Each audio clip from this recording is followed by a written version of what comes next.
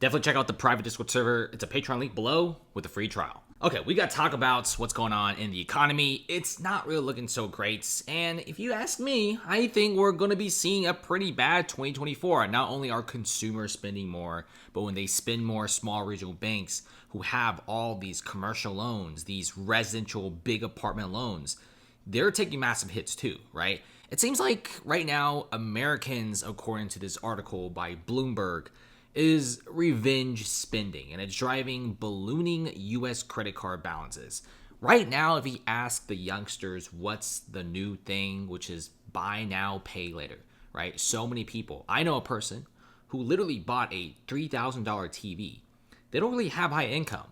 And I was like, how did you afford that $3,000 TV? They're like, I just slapped it on the credit card. I'm just going to pay it back like in 12 months, which is exactly what many Americans are doing. And a lot of these Americans who bought too much, who spent too much, they literally default on credit card debt, which is insane. And this is revenge spending, guys. People are spending a bunch on the holidays, a bunch on Thanksgiving's Black Friday sale, and then it's also leading to this.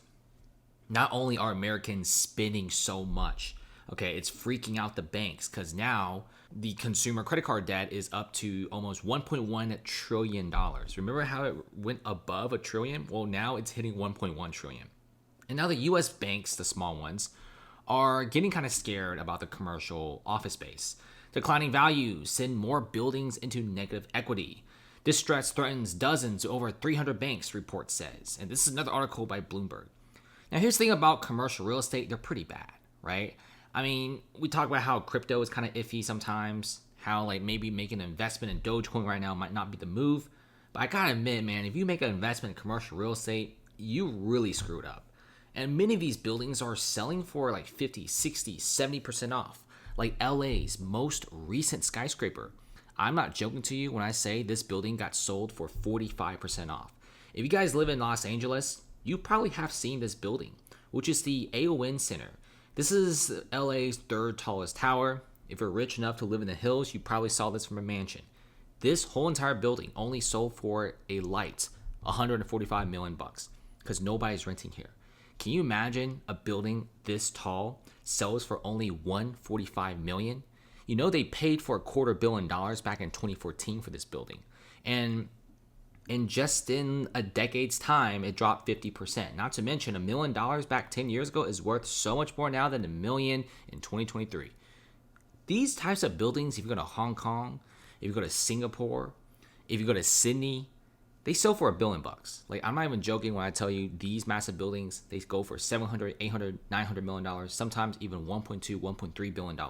I've seen those transactions. Seems like only big American cities are having super cheap transactions.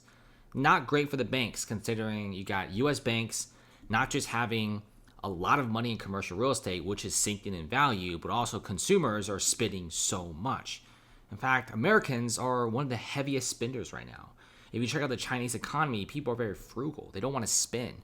Okay, if you go to a lot of European countries, a lot of people don't want to spend either. In fact, a lot of people around the world kind of want to save, except we Americans. We spend big and we party big.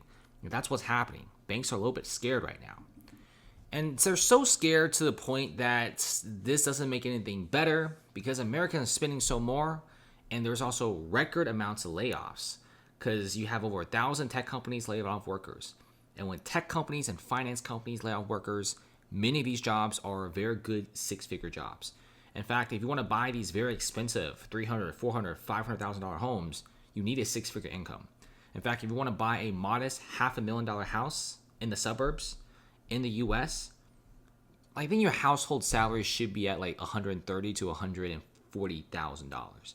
Right? That's a lot of money, and usually it's tech and finance jobs that supply these high-income jobs. So in 2023, tech layoffs are taking a massive beating. It's not great when you have Microsoft, Google, and literally firing close to 50, 60,000 workers from just 3 companies. That's when Schwab is laying off. Spotify laid off 17% of the workforce. And now the amount of pending home sales, yes, they're ticking up, but the amount of deals that didn't go through is at the highest in almost a year. A lot of people, they go to Zillow, they get an agent, they find a house they like, they go through the contract period, the house is pending, but the very last step, many buyers, in fact, 1 in 10 buyers are very hesitant to take the final step and buy the house. And why is that? Because they're afraid to lose their jobs. In fact, many of these guys, they lose their jobs before they finalize their real estate transactions. Because if you lose your job, you're not going to be paying the monthly mortgage at all. So this is what's really scary right now. Yes, unemployment's going down, but the amount of good jobs is not recovering. In fact, high-paying jobs are extremely hard to find right now. Thanks for watching, guys. Comment below, and before we leave, definitely check out the private Discord server, guys. Patreon link below. It's a 7-day free trial. Lots of traders on here. One of the finest trades last week was the SMCI calls. We made 132%, and that's just not the only one. You know, we made some from the Coin Scalp. We made a little bit from Lululemon from the other traders. Check us out. It's a fantastic server. See you later.